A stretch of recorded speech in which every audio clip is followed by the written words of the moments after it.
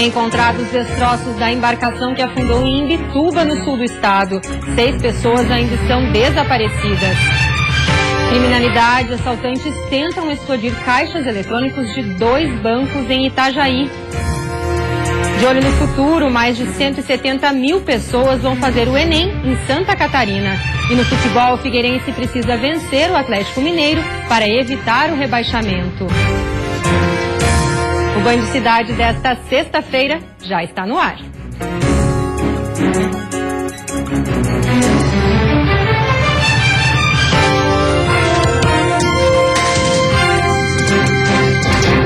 Olá, boa noite.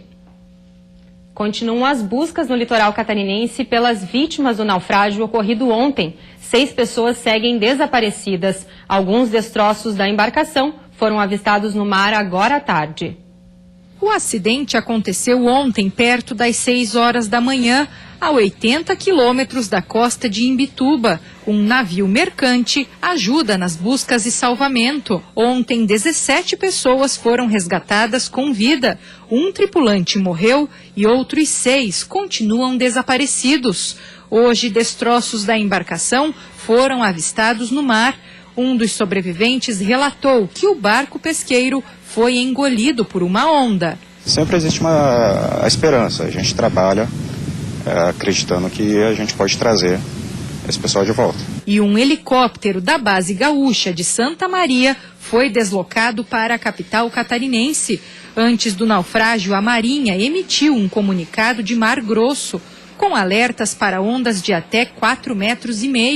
Um inquérito vai apurar as causas do acidente e as buscas continuam. O tempo que vai durar essa missão, tá, conforme a coordenação da Marinha julgar necessário para a gente trabalhar, e também o quanto a nossa aeronave de busca terminar de cobrir a área do acidente.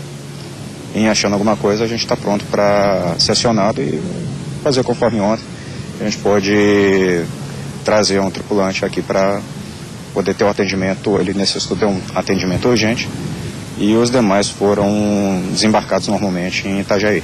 O capitão explica que o treinamento de militares da Força Aérea Brasileira de todo o país acontece anualmente em Florianópolis e que os oficiais estão habituados a este tipo de resgate, que envolve diversos órgãos da segurança nacional. Temos diversos elos desse complexo sistema de busca e salvamento.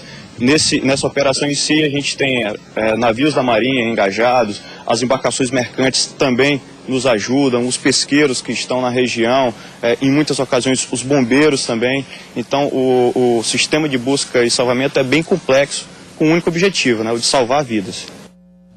2 bancos em Itajaí foram alvo de assaltantes na madrugada desta sexta-feira. No primeiro caso, ao chegar a uma agência no bairro Cordeiros, os policiais constataram danos na fachada, além de fumaça e cheiro de pólvora no interior do banco. Mais tarde, um homem de 18 anos foi preso após entrar e sair de uma agência no centro da cidade em atitude suspeita. Após revista, os policiais encontraram dentro da sua mochila um pé de cabra, uma touca ninja e uma bomba caseira. O jovem foi detido e, segundo a PM, ele teria participado do assalto ao primeiro banco também. E depois do intervalo, futebol. O Figueirense precisando vencer fora de casa para ter chance de permanecer na Série A. E a Chapecoense precisando decidir se dá prioridade para a Sul-Americana ou para o jogo contra o Santos.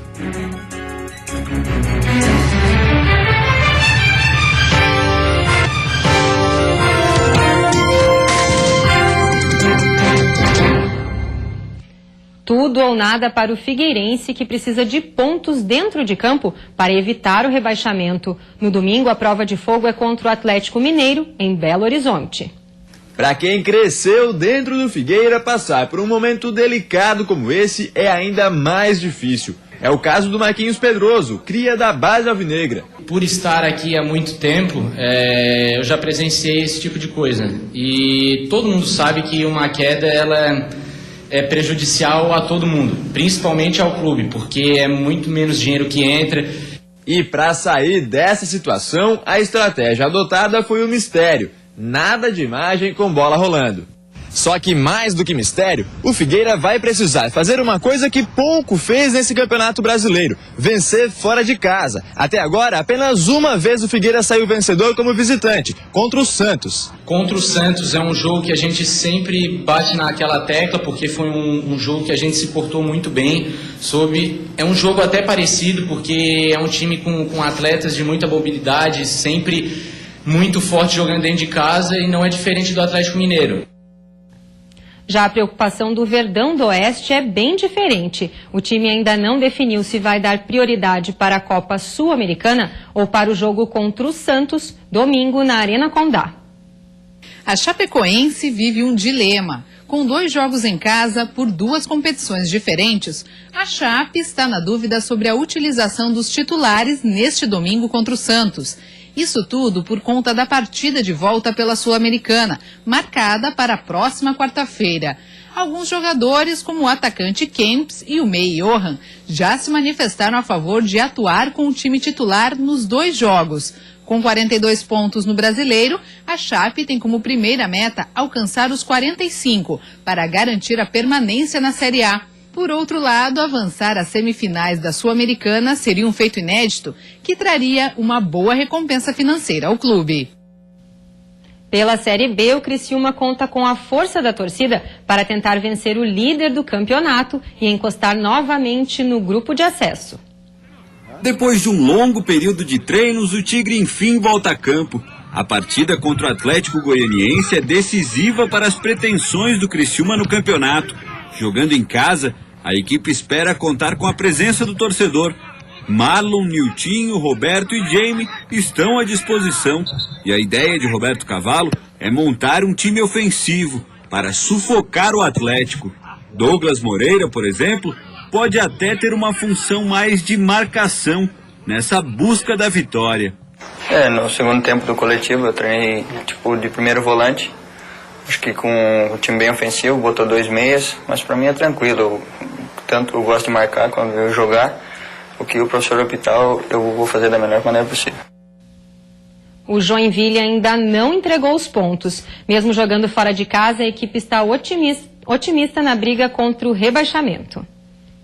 A vitória diante do Paraná fez o Joinville voltar a sonhar com a permanência na Série B. Restando 7 jogos para o fim da competição, o Jack vai precisar jogar como nunca para evitar o rebaixamento.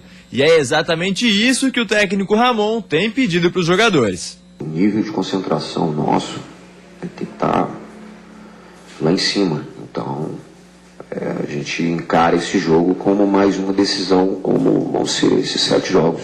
E o primeiro desses 7 jogos acontece amanhã, contra o CRB fora de casa. E para essa partida, o técnico Ramon deve mexer em apenas uma posição no time. Fernando Viana, autor do gol da vitória contra o Paraná, está suspenso. Giva e Claudinho disputam a vaga dele. E a seguir, revitalização na SC 401 na capital inicia em dezembro. E ainda, mais de 170 mil catarinenses devem participar do Enem em novembro.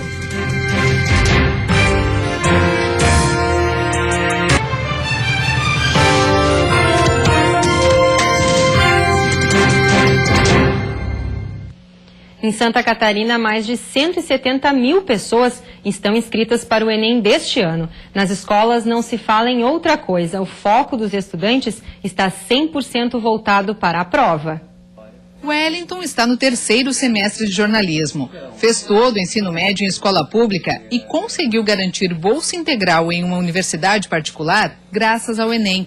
O jovem de Caçador, que estuda e faz estágio em Florianópolis, garante que se não fosse a bolsa de estudos, pagar o curso seria praticamente inviável. Pagar R$1.000 em faculdade é pesado. Para quem vem de fora, é bastante pesado. A prova do Enem pode ser a porta de entrada para cursar uma universidade privada com bolsas parcial ou integral. Mas para isso é preciso conquistar 450 pontos na média da nota e não zerar a redação. Só em Santa Catarina, 176 mil pessoas estão inscritas para fazer a prova do Enem deste ano. Arthur é um desses inscritos. O jovem, que está no 3º ano do ensino médio, tem intensificado os estudos para poder se sair bem no Enem. Ter feito a prova nos últimos 2 anos garantiu ao estudante experiência no formato e estilo das perguntas e também na forma de administrar o tempo ao responder as questões. Ano passado eu considerei a prova até um pouco mais difícil, assim, porque a abordagem das questões estava um pouco mais pesada. Mas sim, é tudo conforme o que a gente vê e conforme eu vou estudando eu consigo abrir um campo bom assim para as questões. Essa preparação desde o início do ensino médio é uma das formas de ter um pouco mais de tranquilidade na hora da prova, que exige muita interpretação e atenção por ser considerada bem extensa. Ele começa a perceber a necessidade de administrar o tempo dele, né? E a importância, às vezes, ele fazer uma leitura muito criteriosa, que às vezes ele lendo bem a questão, ele já tem a resposta da questão propriamente dita, né? Faltando 15 dias para a prova, o jeito agora é aproveitar para tirar todas as dúvidas. Na aula do professor Alain, a turma não tira os olhos das explicações. Até mesmo na hora do intervalo, os estudantes ficam ali, querendo saber esse ou aquele detalhe do conteúdo. Esse é o momento de não fazer mágica. Não vai se estressar agora, nada disso. Quer dizer, a preparação vem sendo feita ao longo de um ano, então é usar essa preparação bem durante a prova. Lembrando que o Enem é uma prova muito longa. Ele talvez é mal dimensionado, né, em relação ao número de questões e o tempo oferecido. Então é uma prova onde é fundamental tentar maximizar a qualidade com a qual você usa o tempo na resolução das questões. A prova do Enem é dividida em 2 dias, sendo 4 provas objetivas, onde cada uma tem 45 questões de múltipla escolha e ainda a redação. É bastante coisa e não é fácil não, mas os professores sabem disso e por isso dão dicas preciosas. A preocupação agora é dar aquela refinada, uma leiturazinha complementar, né, uma revisãozinha, mas a prova do Enem não é uma prova na área de humanas, no meu caso, não tão conteudista. Então se preocupar mesmo só com aqueles toques finais e estar bem descansado, bem equilibrado, fazer uma boa prova, que é uma prova exaustiva, uma prova densa, né? Lucas escolheu um dos cursos mais disputados das universidades, a medicina. Com o sonho de ajudar as pessoas, ele quer cursar uma universidade pública. Sabe que não vai ser fácil, mas o jovem está estudando dobrado para poder se sair bem na prova. Tenho me preparado bastante, tenho baixado provas da internet e prova atrás de prova e bastante redação também, que é importante. E essa crescida está sendo muito importante para mim, que eu estou vendo os resultados e a cada errinho que eu posso consertar com antecipação, né? Não em cima logo da prova, eu acho que isso é muito importante. As obras de revitalização da SC 401 em Florianópolis começam em dezembro. O Departamento Estadual de Infraestrutura confirmou que os trabalhos devem acontecer entre as 10 horas da noite e as 5 horas da manhã. A ideia é minimizar os impactos causados pela obra em plena temporada de verão. A ciclovia não deve ser construída desta vez. 11 empresas apresentaram propostas no processo de licitação, que foi finalizado no início do mês. Por enquanto, o governo do estado está avaliando as propostas. Obrigatoriamente, a empresa vencedora deve apresentar um valor abaixo de 34 milhões de reais. A rodovia é uma das mais perigosas do estado e liga o centro de Florianópolis ao norte da ilha. O asfalto está irregular em vários pontos. A rodovia registra picos de mais de 3 mil veículos por hora. Desde o início do ano, 7 pessoas morreram na SC 401. E no próximo bloco, cidades catarinenses começam o trabalho de reconstrução após os temporais.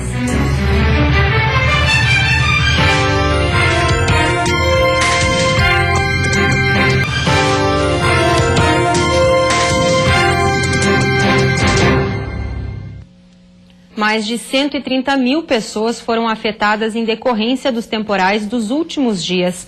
4 pessoas morreram e, aos poucos, os municípios atingidos começam a se reconstruir. Definitivamente foi uma semana difícil para os catarinenses.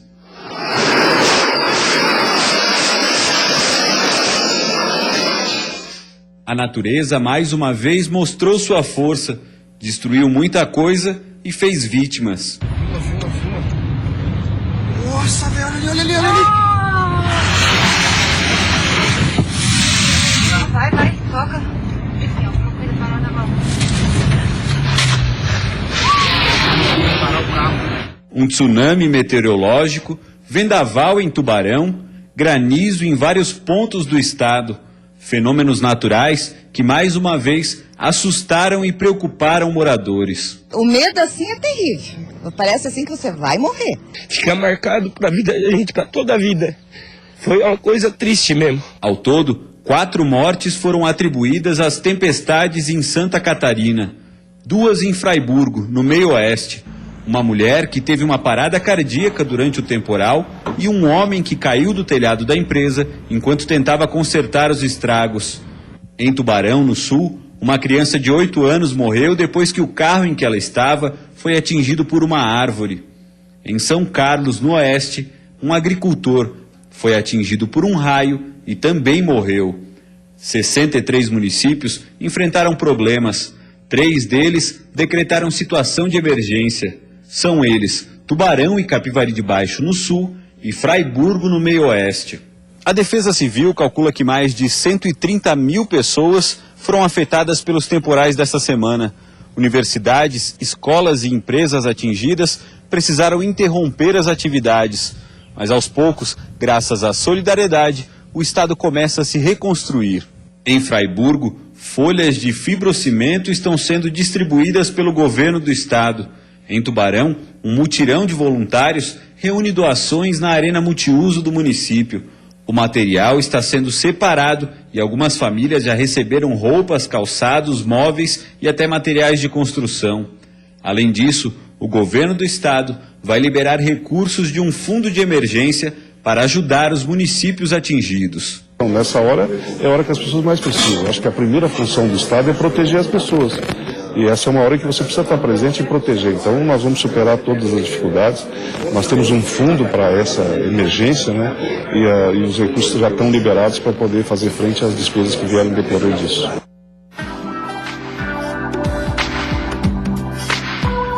O tempo melhora neste sábado em Santa Catarina. O dia vai ter variação de nuvens com sol em todas as regiões. Entre a tarde e a noite ocorrem pancadas rápidas de chuva no oeste, mas sem a intensidade dos últimos dias. A temperatura mínima fica em 5 graus na Serra e a máxima em 27 na região oeste. No Vale do Itajaí, litoral norte e sul do estado, máxima de 24 graus. Na Grande Florianópolis, mínima de 16 e máxima de 23 graus. E você fica agora com o Jornal da Band. Boa noite, bom fim de semana e até segunda-feira.